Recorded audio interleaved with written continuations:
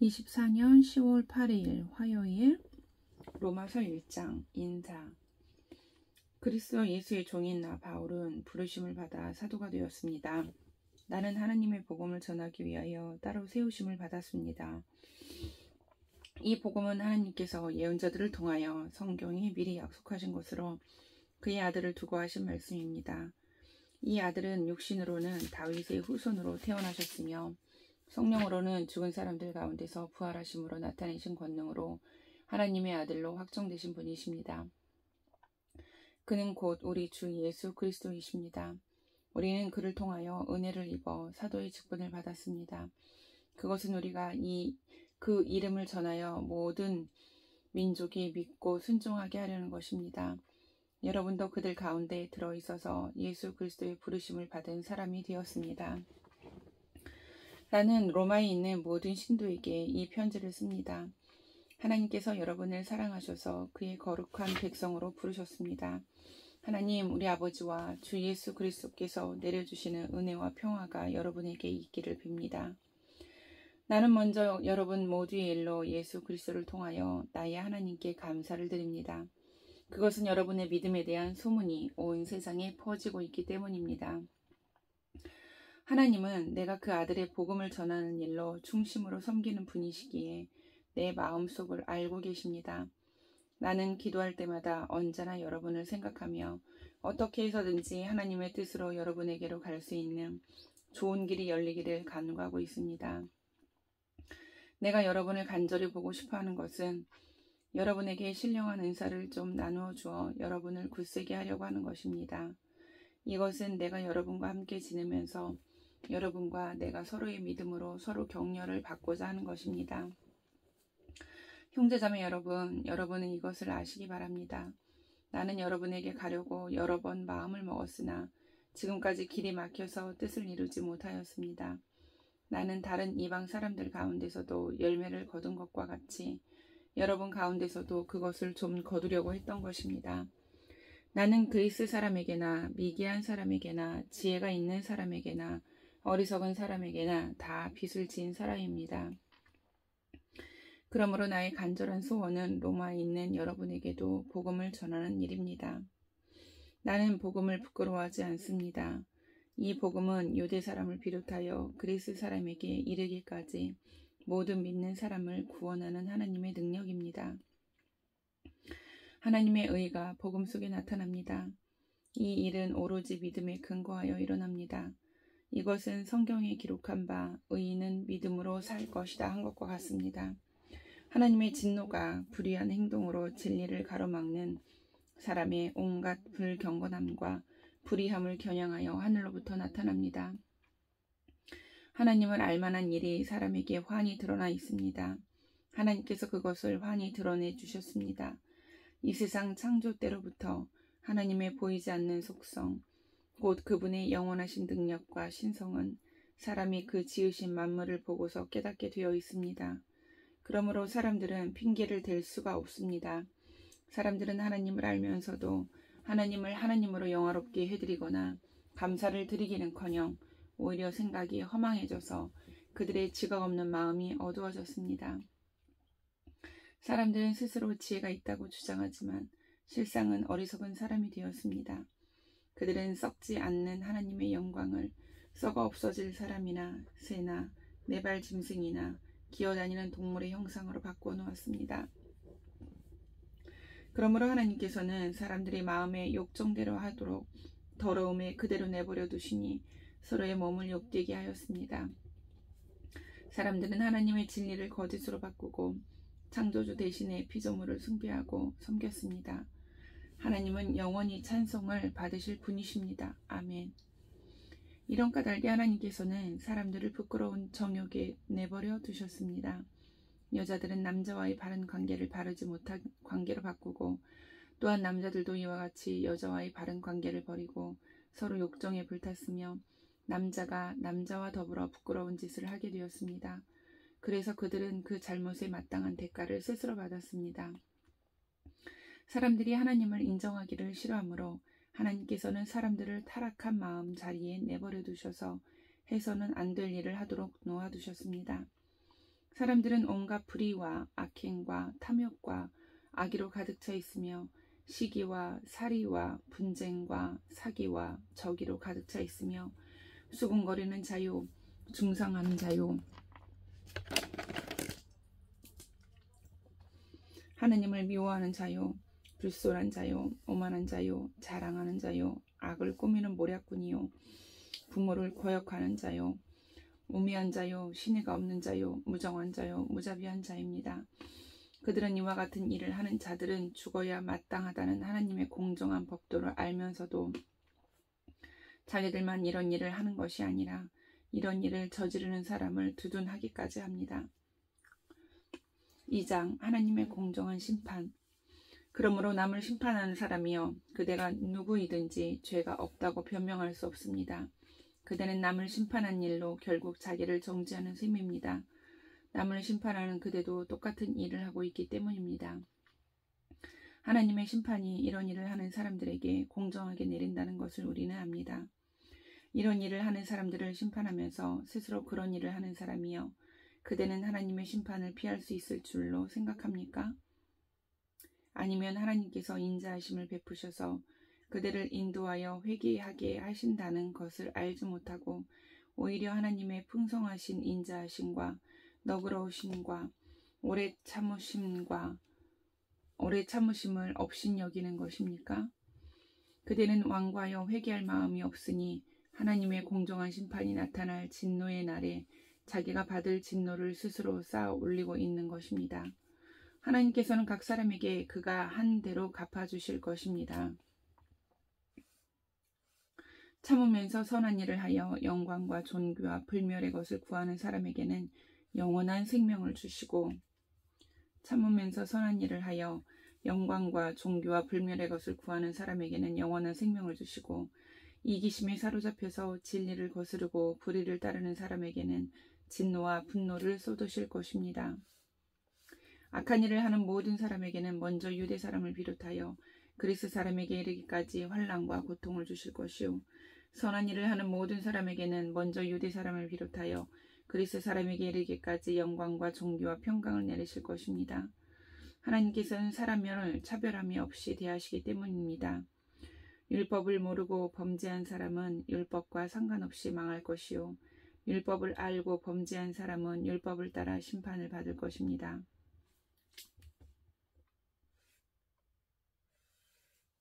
하나님 앞에서는 율법을 듣는 사람이 의로운 사람이 아닙니다. 오직 율법을 실천하는 사람이어야 의롭게 될 것이기 때문입니다. 율법을 가지지 않은 이방 사람이 사람의 본성을 따라 율법이 명하는 바를 행하면 그들은 율법을 가지고 있지 않아도 자기 자신이 자기에게 율법입니다. 그런 사람은 율법이 요구하는 일이 자기 마음에 적혀 있음을 드러내 보입니다. 그들의 양심도 이 사실을 증언합니다. 그들의 생각들이 서로 고발하기도 하고 변호하기도 합니다. 이런 일은 내가 전하는 복음대로 하나님께서 그리스도를 내세우셔서 사람들이 감추고 있는 비밀들을 심판하실 그날에 드러날 것입니다. 그런데 그대가 유대 사람이라고 자처한다고 합시다.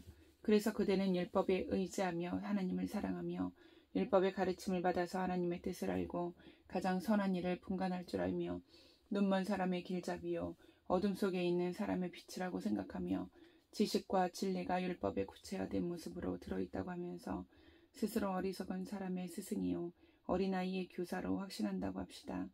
그렇다면 그대는 남은 가르치면서도 왜 자기 자신은 가르치지 않습니까? 도둑질을 하지 말라고 설교하면서도 왜 도둑질을 합니까? 간음을 하지 말라고 하면서도 왜 간음을 합니까? 우상을 미워하면서도 왜 신전의 물건을 훔칩니까? 율법을 자랑하면서도 왜 율법을 어겨서 하나님을 욕되게 합니까? 성경에 기록한 바 너희 때문에 하나님의 이름이 이방 사람들 가운데서 모독을 받는다 한 것과 같습니다. 율법을 지키면 할례를 받는 것이 유익하지만 율법을 어기면 그대가 받은 할례는 할례를 받지 않는 것으로 되어버립니다. 그러므로 할례를 받지 않은 사람이 율법의 규정을 지키면 그 사람은 할례를 받지 않았더라도 할례를 받은 것으로 여겨질 것이 아니겠습니까? 그리고 본래 할례를 받지 않더라도 율법을 온전히 지키는 사람이 율법의 조언을 가지고 있고 할례를 받았으면서도 율법을 범하는 사람인 그대를 정죄할 것입니다. 겉모양으로 유대 사람이라고 해서 유대 사람이 아니요 겉모양으로 살갗이 할례를 받았다고 해서 할례가 아닙니다. 오히려 속사람으로 유대사람이니가 유대사람이며 율법의 조문을 따라서 받는 할례가 아니라 성령으로 마음에 받는 할례가 참 할례입니다. 이런 사람은 사람에게서가 아니라 하나님에게서 칭찬을 받습니다. 3장. 그러면 유대사람의 특권은 무엇이며 할례의 이름은 무엇입니까? 모든 면에서 많이 있습니다. 첫째는 그들이 하나님의 말씀을 맡았다는 것입니다.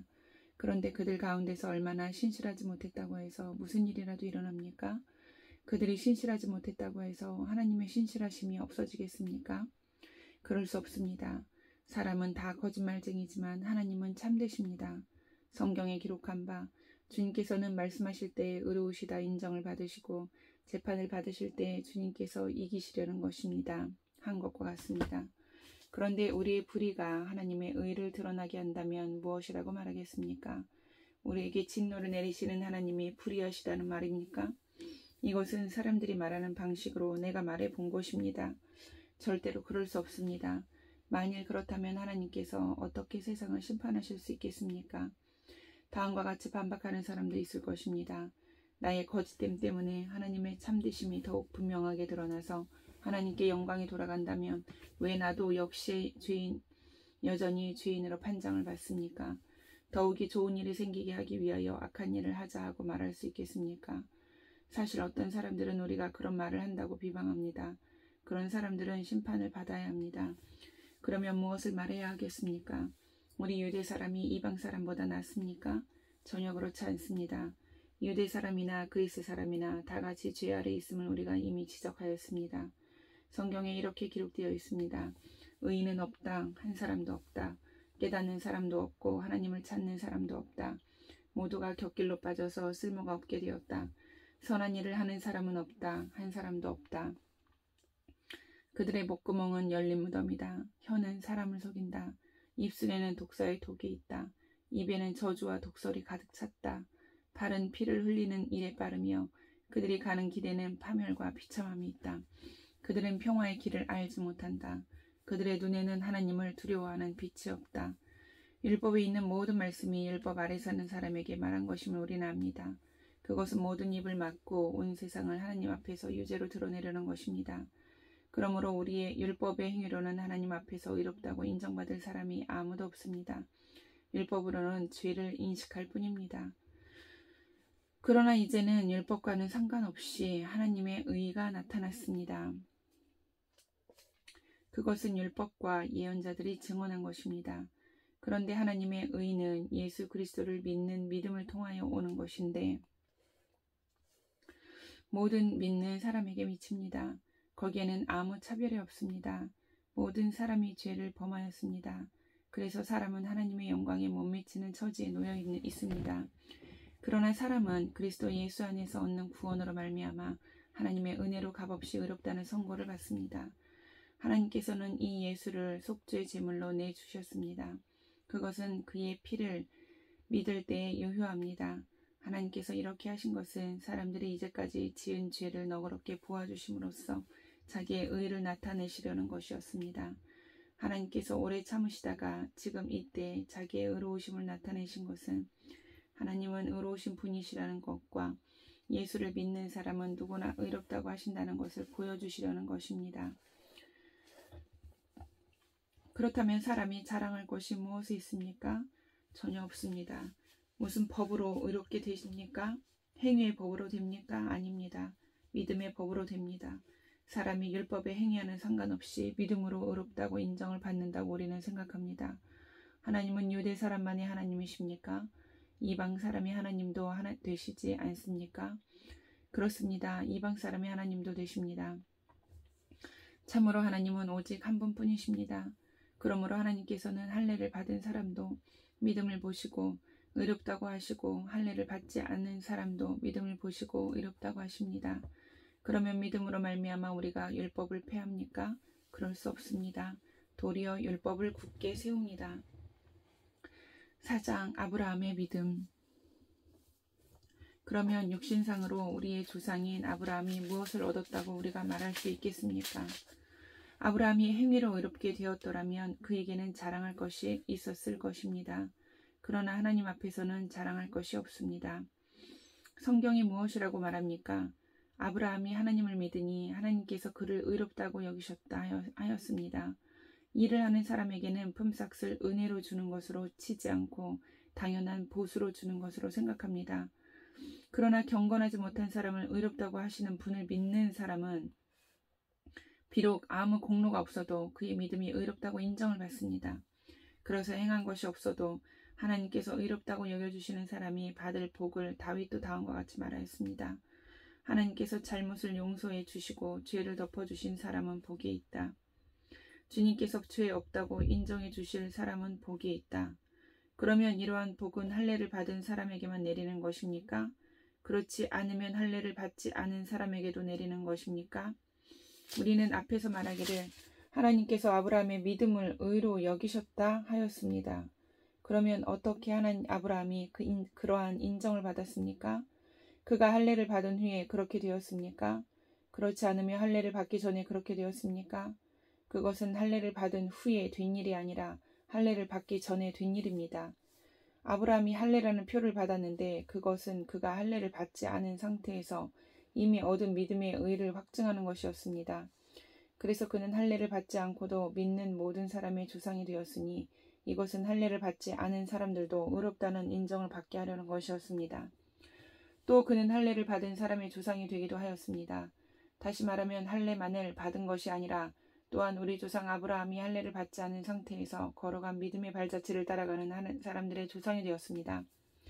아브라함이나 그 자손에게 주신 하나님의 약속, 곧 그들이 세상을 물려받을 상속자가 되리라는 것은 율법으로 말미암은 것이 아니라 믿음의 의로 말미암은 것입니다.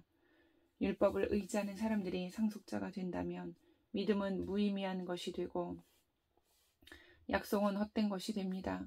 율법은 진노를 불러옵니다. 율법이 없는 곳에는 범법도 없습니다.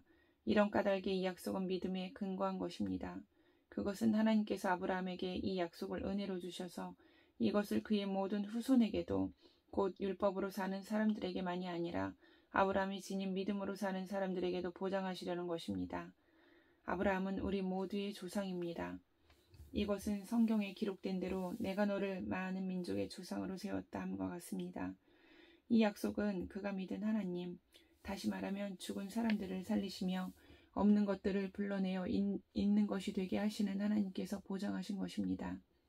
아브라함은 희망이 사라진 때에도 바라면서 믿었으므로 너의 자손이 이와 같이 많아질 것이다 하신 말씀대로 많은 민족의 조상이 되었습니다. 그는 나이가 100세가 되어서 자기 몸이 이미 죽은 것이나 다름없고 또한 사라의 태도 죽은 것이나 다름없는 줄 알면서도 그는 믿음이 약해지지 않았습니다. 그는 하나님의 약속을 믿고 의심하지 않았습니다. 오히려 그는 믿음이 굳세어져서 하나님께 영광을 돌렸습니다. 그는 하나님께서 스스로 약속하신 바를 능히 이루실 것이라고 확신하였습니다.